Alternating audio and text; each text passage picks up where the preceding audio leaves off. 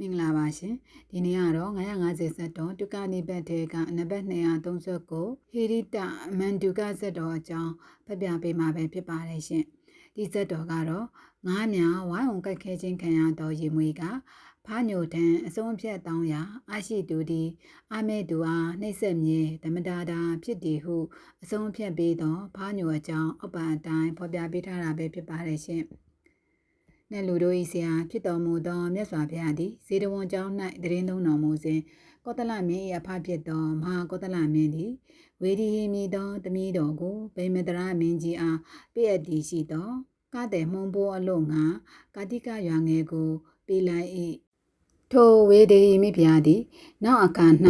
အဇာတတက်မင်းသည်အဖကိုတက်သည်ရှိသောမင်းကြီး၌ချစ်ခင်ခြင်းကြောင့်ဆိုရင်ပူဆွေးကမကြမီပင်တေလွန်လေ၏ထိုအခါအာဇာတတက်မင်းသည်အမိအားပေးလိုက်သောကတိကရွာငယ်ကိုစားမြဲစားကအုပ်ချုပ်၍နေ၏ကောသလမင်းကြီးသည်အဖကိုတက်သောတကူမင်းအားငါ၏ဥစ္စာဖြစ်သောကတိကရွာငယ်ကိုမပေးတော့အံ့ဟုအာဇာတတက်မင်းနှင့်တကွအစစ်ထိုးလေ၏ထိုတို့သူပကြီးတို့စစ်ထိုးကြရာရန်ကာကောသလမင်းကနိုင်၏ရန်ကာအာဇာတတက်မင်းကနိုင်၏အာဇာတတက်မင်းသည်နိုင်သောအခါယထာကိုတကွန်ဆက်၍အချင်းရန်များစွာဖြင့်မြို့တို့ဝင်၏ရှုံးသောအခါနှလုံးမသားသည်ဖြစ်၍တစုံတယောက်ကိုမျှမသိစေဘဲမြို့တို့ဝင်၏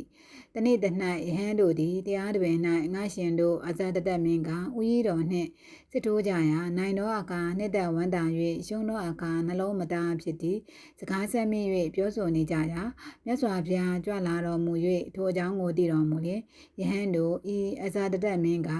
ယခုအခါ၌တာလျင်နိုင်၍နှစ်သက်ဝမ်းသာခြင်းရှုံး၍နှလုံးမသားခြင်းဖြစ်သည်မဟုတ်ရှေးခါ၌လည်းဖြစ်ခဲ့သည်တာဟုမိတော်မူကားအောက်ပါအတိတ်ဇက်ကိုစောင်းတော်မူသည်လွန်လေပြီးသောအခါဗာရဏတိပြည်၌ဗြဟ္မဏမင်းပြုသည်ရှိသောဖျားလောင်းသည်ဖားညုံမျိုး၌ဖြစ်လေ၏ထိုအခါလူတို့သည်ငါးဖန်းအံ့တော်ငါမြစ်ချောင်းစသည်တို့၌မြုံတို့ကိုထောင်ကုန်၏မြုံတစ်ခုတွင်ငါတို့သည်ဝင်ကြကုန်၏ရင်မွေတကောင်သည်ငါတို့ကိုစားလိုသည်ဖြင့်ငါတို့ဝင်သောမြုံတို့ဝင်လေ၏ငါတို့သည်တပေါင်းနှင့်ညညွတ်ကြကုန်လျက်ရင်မွေကိုဝိုင်းအောင်ကတကိုယ်လုံးတွေးချင်းချင်းနေအောင်ကြိုက်ခဲကြကုန်၏တို့အခါရင်မွေသည်ကုကွယ်ရာမမြင်သည်ဖြင့်တေဘေးမှကြောင်းရွသည့်အတွက်မြုံပေါက်မှထွက်၍ကြီးစွာသောဆင်းရဲဝေဒနာကိုရောက်ကရည်စက်၌အိတ်နေလေ၏ထိုခဏဖားညိုသည်ခုံ၍မြုံထိတ်တို့တက်ကဝတ်၏ရင်မွေလည်းအစုံအဖြတ်ပေးမိသူကိုမရဘဲရှိနေရာမြုံထိတ်၌ဝတ်သောဖားညိုကိုမြင်လျင်အဆွေဖားညိုမြုံအတွင်းတို့ဝင်သောရင်မွေအားငါအပေါင်းတို့ဝိုင်း၍ကြိုက်ခဲခြင်းကိုအတင်နှစ်သက်ပါသလောဟုမိမိအဖြစ်အပျက်ကိုပြောဆိုကာမေးမြန်းလေ၏ထိုအခါဖားညိုသည်ရင်မွေကိုအချင်းရင်မွေငါနှစ်သက်သည်အဘဲကြောင့်နည်းတင်ဒီတင့်နေရာလာသောငါတို့ကိုစားသည်ငါတို့လည်းသူတို့နေရာလာသောတင့်ကိုကြိုက်ခဲကြသည်မိမိနေရာရ၌အာမရှိသောသူတည်မရှိထို့ကြောင့်ငါနှစ်သက်သည်ဟုအဆုံးအဖြစ်ပေးပြီးလျင်တပံအကြောင်းပြ၍ဆုံးဖြတ်လိုသည်ဖြင့်